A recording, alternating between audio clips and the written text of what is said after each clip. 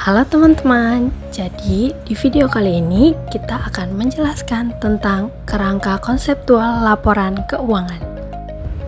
Apa sih kerangka konseptual? Jadi, menurut Financial Accounting Standards Board, kerangka konseptual merupakan suatu konstitusi, suatu sistem yang koheren dari hubungan antara tujuan dan fundamental yang dapat mendorong standar yang konsisten dan yang menjelaskan sifat, fungsi, serta keterbatasan akuntansi keuangan dan laporan keuangan. Selanjutnya, kebutuhan kerangka konseptual. Nah, itu dibagi menjadi dua. Yang pertama, pembuatan aturan harus dibangun dan berkaitan dengan konsep-konsep yang dibangun. Yang kedua, memungkinkan International Accounting Standards Board untuk mengeluarkan pernyataan yang lebih berguna dan konsisten dari waktu ke waktu. Nah, ini dia gambar kerangka konseptual laporan keuangan. Jadi pada gambar tersebut terdapat 3 tingkat, yang mana tingkat pertama itu ada tujuan akuntansi, tingkat kedua dia sebagai jembatan antara tingkat 1 dan tingkat 3, sedangkan tingkat ketiga itu ada implementasi. Di tingkat pertama ada tujuan dasar yang memberikan informasi keuangan tentang pelaporan entitas yang berguna untuk investor sekarang dan potensial, pemberi pinjaman, dan kreditur lainnya dalam membuat keputusan dengan kapasitas mereka sebagai penyedia modal. Diberikan dengan menyusun laporan keuangan untuk tujuan umum. Asumsi adalah bahwa pengguna membutuhkan pengetahuan yang wajar tentang bisnis dan akuntansi keuangan untuk memahami informasi. Tingkat kedua, konsep dasar karakteristik kualitatif informasi akuntansi. IASB mengidentifikasi bahwa informasi akuntansi harus memiliki karakter kualitatif, yaitu mampu membedakan informasi yang lebih berguna dari yang kurang berguna untuk mendukung pengambilan keputusan. Karakteristik kualitatif. Yang pertama, pengguna utama informasi akuntansi adalah penyedia modal atau investor dan kreditor. Yang kedua, kendala, yaitu biaya. Yang ketiga, kriteria yang pervasif, yaitu kegunaan dalam pengambilan keputusan. Yang keempat, kualitas dasar terbagi menjadi dua, yaitu relevansi dan faithful representation.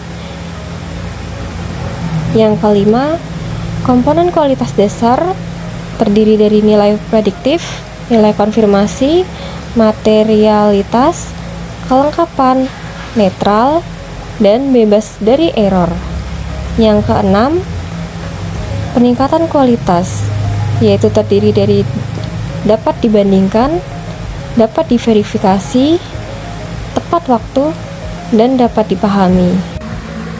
Selanjutnya ada unsur dasar, terdiri dari yang pertama, aset, yaitu harta yang dimiliki. Kedua, liabilitas, yaitu kewajiban yang harus dibayar. Yang ketiga, ekuitas, yaitu nilai aset setelah dikurangi semua kewajiban. Keempat, pendapatan, yaitu peningkatan manfaat ekonomi. Kelima, biaya, yaitu penurunan manfaat ekonomi. Selanjutnya adalah asumsi, yaitu terbagi menjadi 5. Yang pertama, entitas ekonomi, yaitu perusahaan memisahkan aktivitas pemiliknya dengan unit bisnis lainnya. Yang kedua, keberlanjutan usaha atau going concern, yaitu perusahaan diasumsikan dapat bertahan cukup lama sehingga dapat mencapai tujuan dan memenuhi komitmennya. Yang ketiga adalah unit moneter, yaitu uang adalah denominator yang umum digunakan. Yang keempat, periodisitas, yaitu perusahaan dapat membagi aktivitas ekonominya ke dalam beberapa periode waktu. Dan yang terakhir adalah dasar akrual akuntansi, yaitu transaksi dicatat pada periode terjadinya transaksi.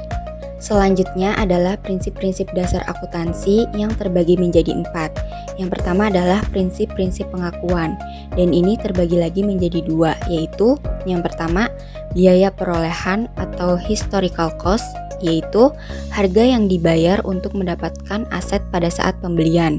Yang kedua adalah nilai wajar atau fair value, yaitu harga yang bisa diterima jika menjual aset atau harga yang harus dibayar untuk mengalihkan kewajiban sesuai kondisi pasar saat ini. Yang kedua adalah prinsip pengakuan pendapatan, yaitu prinsip pengakuan pendapatan mewajibkan perusahaan mengakui pendapatan pada periode akuntansi di mana kewajiban pelaksanaan telah dipenuhi. Selanjutnya, pengakuan biaya, di mana pencatatan arus keluar atau pemanfaatan aset, serta timbulnya kewajiban dalam suatu periode yang muncul akibat produksi, pengiriman barang, atau pemberian jasa.